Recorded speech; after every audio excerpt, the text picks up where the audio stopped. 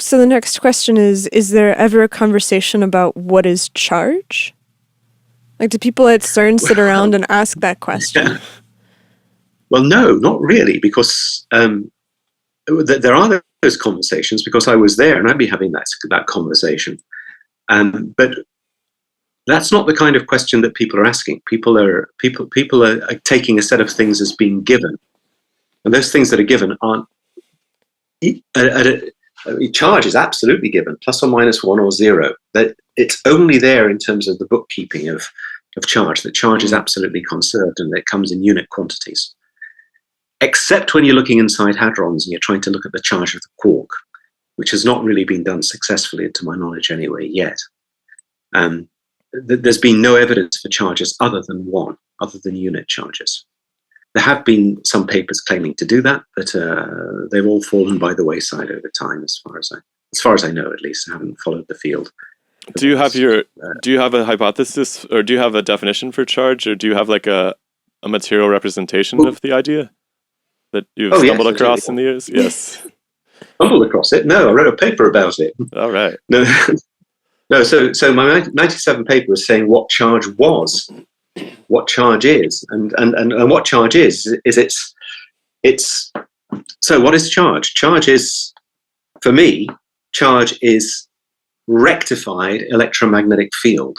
But what you have in a photon is the thing is going round and round. So for everything that's going leftwards, you've got an equal thing going rightwards. Averages to 0.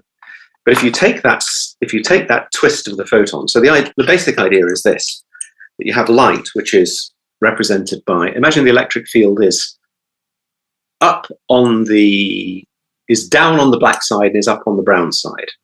He's holding a belt here, if you're listening. Well, this is a belt just here. Now, what I'm going to do is I'm going to put a single, it's a bit of a long belt actually, I'm going to put a single twist in that belt. So I'm going to twist it around by 300, it's not a Mobius strip I'm going to make, I'm twisting it by 360 degrees, and then make the thing by some means, and that means comes in my later theory, my 2014 theory, so that the stuff comes back and it bites its own tail. So I've just made that thing here. So here's a belt. Now this belt has some tension in it because it's torsion in it, because it has a twist in it. But what it forms something where the electric field, remember the electric field was down into the belt. So now the electric field is down here and it's down all the way around. Now where does electric field come from? It comes from light being trapped. It comes from the light that was originally.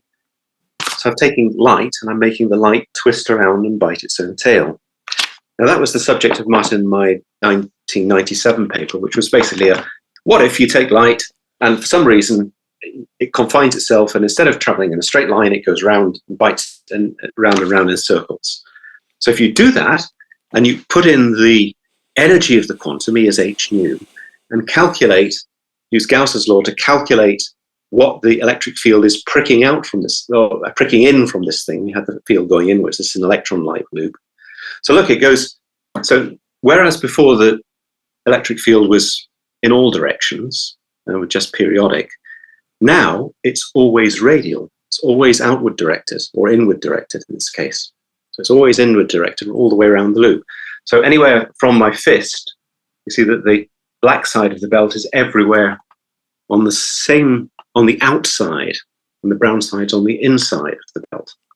So what you've done is you've taken something and you've made, in radial terms, the thing rectified so that it has a DC, it has an electric field which is pointing always outwards. You take something which is uncharged and produce a loop. And of course, these loops aren't produced by themselves. You can't just make light do that because it doesn't conserve angular momentum, doesn't conserve spin, for one thing. You always produce one like this, but you also produce equivalently let's just see if we can make it happen. So I'll just take the same loop and try and get I'm not getting the brown on the outside, but you can produce the same thing with the brown loop on the outside. Let me just see if I can do that. There we are, that's the twisted strip now with the brown side on the outside. So that would be a positron, and these things are produced in pairs. So you get electron-positron pair created. So if you do that, you can then calculate what the charge is from the spin, because the spin spin is h bar of a single photon. So and we know that E is h nu, so we know how much electric field there is. We know how big this thing is because it's a single wavelength that I've put here, a single twist. So we know how big this radius is. That radius is whatever the length of the belt is divided by 4 pi. It's a double loop, it's a fermion and an electron. So lambda c over 4 pi gives you the size of this thing, and it works for any energy of any photon. So the mass of the electron is something that comes from somewhere else. I believe it comes from the interaction with the rest of the universe. But anyway, if I take this thing at any energy and calculate its charge from E as h nu for that photon, then what I get is I get the charge of the electron within a few percent. So what the electron, so what you're doing is you take an uncharged object, something which is spinning around and round in all directions, and you're forming it into a loop so that in such a way that the electric field is now radially directed. So it's pricking out like a hedgehog in all directions, and that's a charged object. And you produce these charged objects in pairs, and that's what charge is for me. Charge is derivative of angular momentum.